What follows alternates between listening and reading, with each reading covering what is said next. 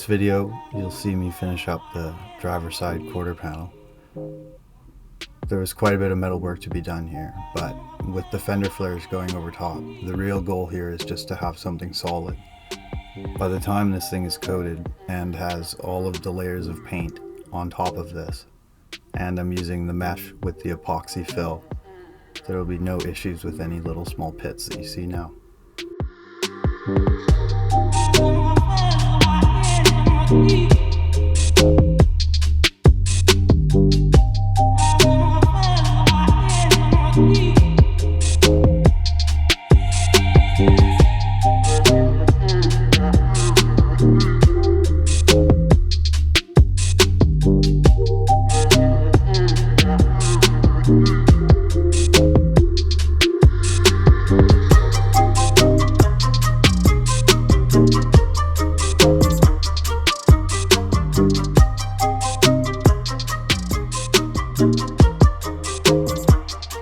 It was actually really surprising to me how well this came together. Once you break it down into its individual shapes and just get it on the truck, it's a lot easier to visualize what needs to happen next. When you stand back at the finished product, it seems like it was really complex, but when I break it down piece by piece, it seems a lot easier to do.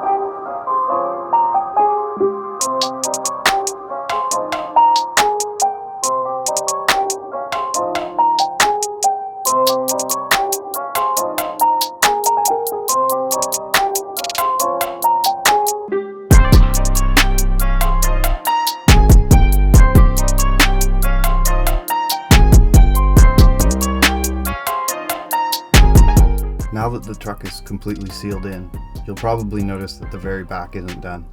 But this is on purpose. I've seen a whole bunch of different pictures of what the backs of these trucks look like.